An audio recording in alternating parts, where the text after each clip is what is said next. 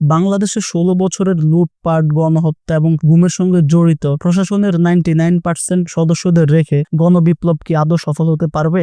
জয় বাংলা, জয় বঙ্গবন্ধু। আগামী সরকার যাতে আমরা পুনরায় আওয়ামী লীগ সরকারকে বিপুল ভোটে জয়ী করতে পারি।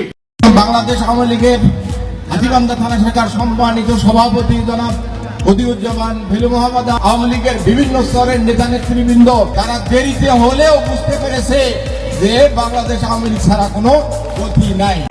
চোখ কোন দিকে গিয়া পড়ছে? অগ্নি সন্ত্রাসী, নাশকতাকারী, রাষ্ট্রদ্রোহী।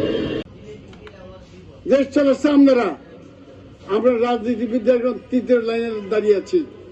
এটা হচ্ছে আমাদের কি বলে, নিয়োগপত্র দেওয়ার আগে নানাভাবে স্ক্রুটিনি করা হয়েছে। কোন দলের লোক, তার বাবা কোন দলের লোক, তার দাদা কোন দলের লোক, তার আরও পূর্বপুরুষেরা কোন দলের ছিল পর্যন্ত খবর নেওয়া হয়েছে। গত 15 বছর 80 থেকে 90,000 এরূপ ভাবে রিক্রুটেড।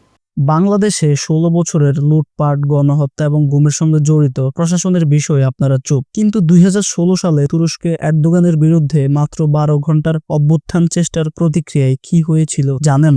২০১৬ সালে তুরস্কে এরদোগানের বিরুদ্ধে মাত্র ১২ ঘন্টার অভ্যুত্থান চেষ্টার প্রতিক্রিয়ায় স্বরাষ্ট্র মন্ত্রণালয়ের ৮,৭৭৭ জন কর্মকর্তা চাকরিচ্যুত হয় এবং অর্থ মন্ত্রণালয়ের ১,৫০০ জন কর্মকর্তা এবং ৪৫,০০০ সামরিক ও পুলিশ সদস্য অপসারিত হয়। ৪,০০০ বিচারক ও প্রসিকিউটর চাকরিচ্যুত হয়। প্রধানমন্ত্রীর কার্যালয়ের ২৫৭ জনকে এবং ১৫,২০০ জন শিক্ষক, আরো কিছু শিক্ষা কর্মকর্তা এবং বিশ্ববিদ্যালয়ের ১,৫৭৭ জন ডিনকে চাকরিচ্যুত করা হয়। বহু সংবাদ মাধ্যম নিষিদ্ধ এবং ৭৭,০০০ মানুষকে গ্রেপ্তার করা হয়েছিল এবং ৩,০০০ বিচারককেও তাদের দায়িত্ব থেকে অব্যাহতি দেওয়া হয়েছে। এখন প্রশ্ন হলো, বাংলাদেশে ১৬ বছরের লুটপাট, গণহত্যা এবং গুমের সঙ্গে জড়িত প্রশাসনের 99% সদস্যদের রেখে স্বৈরাচারের মদতদাতা, ব্যবসায়ী, মিডিয়া অক্ষত রেখে গণবিপ্লব কি আদৌ সফল হতে পারবে? বিগত ১৬ বছরে আওয়ামী লীগের যারা সকল অন্যায় অত্যাচারের সহযোগী ছিল, তাদের মধ্যে অন্যতম স্টেক হোল্ডার ছিল আমলাদের বৃহৎ একটা অংশ। এদের উপর ভর করে হাসিনা এই দেশের স্বৈরতন্ত্র কায়েম করেছিল। রাষ্ট্র সংস্কার করতে হলে সবার আগে আমলাতন্ত্র এবং প্রশাসনে যেসব স্বৈরাচারের দোসর এখনো ঘাপটি মেরে আছে, তাদের শিকড় থেকে উপড়ে ফেলতে হবে। ৯৬-তে আওয়ামী লীগের তত্ত্বাবধায়ক সরকার আন্দোলনে সফল হওয়া এবং ক্ষমতায় আসার অন্যতম খেলোয়াড় ছিল এই আমলারা।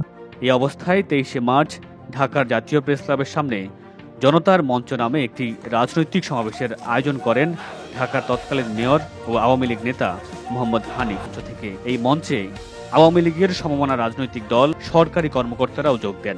মহিউদ্দিন খান আলমগীরের নেতৃত্বে আমলারা জনতার মঞ্চে এসে ঘোষণা দিয়েছিলেন তারা তৎকালীন সরকারের অধীনে কাজ করবে না।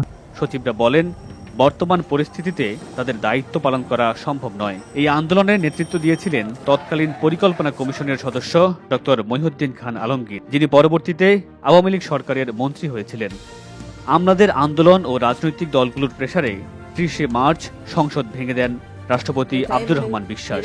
পদত্যাগ করেন প্রধানমন্ত্রী খালেদা জিয়া। যারা তৎকালীন আন্দোলনের গতিবিধি গভীরভাবে পর্যবেক্ষণ করেছেন তারা বুঝতে পারবেন আমলাদের এই অংশগ্রহণই পুরা আন্দোলনের মোড় ঘুরিয়ে দিয়েছিল। ২০০৮-৯-তে ক্ষমতায় আসার পর আওয়ামী লীগ সেই মহিউদ্দিন খান আলমগীরকে স্বরাষ্ট্রমন্ত্রী বানিয়েছিল। আওয়ামী লীগের সাথে আমলাদের এই সম্পর্কের ইতিহাস ও গতিবিধি ধরতে না পারলে বোঝা যাবে না কিভাবে ১৯৯৬ সালের তৎকালীন সরকারের অধীনে কাজ করতে অপারগ আমলারা ২০১৪ থেকে ২০২৪ সাল পর্যন্ত অবৈধ সরকারকে টিকিয়ে রাখতে নির্লজ্জের মতো সহায়তা করেছে এই আমলারা। ২০২৪ সালের গণ অভ্যুত্থানে নানা পেশাজীবীর মানুষ অংশ নিলেও কেবল এই আমলারা টু শব্দ পর্যন্ত করেনি। অনেকেই বলেছেন আমলারা তো সরকারি চাকরি করে, তারা কিভাবে আন্দোলনে অংশ নেবেন? এটা তো তাদের চাকরি বিধির লঙ্ঘন। আমি সম্পূর্ণভাবে তাদের কথার সাথে একমত, কিন্তু একবার ভাবেন ৯৬ সালে এই আমলারাই আন্দোলন অংশ নিতে পেরেছে এবং ২০২৪ সালে অবৈধ সরকারের বিরুদ্ধে তারাই আবার কথা পর্যন্ত বলতে পারলো না। এই যে ছাত্র হত্যা, গণহত্যা, গণতন্ত্র হত্যার বিরুদ্ধে তারা টু শব্দ পর্যন্ত করলো না। আওয়ামী লীগ ক্ষমতায় থাকলে আমলাদের সত্য কথা বলা চাকরিবিধির লঙ্ঘন, আর আওয়ামী লীগ যখন বিরোধী দলে থাকে তখন হচ্ছে তাদের এই আন্দোলন, প্রতিবাদ, সেটা হয়ে যায় তাদের সুশীলতা। বিগত ১৫ বছরে অর্থনৈতিক লুটপাট, খুন, গুম, নির্যাতন সহ নানা অপকর্মে বারবার নাম উঠে এসেছে এই আমলাদের।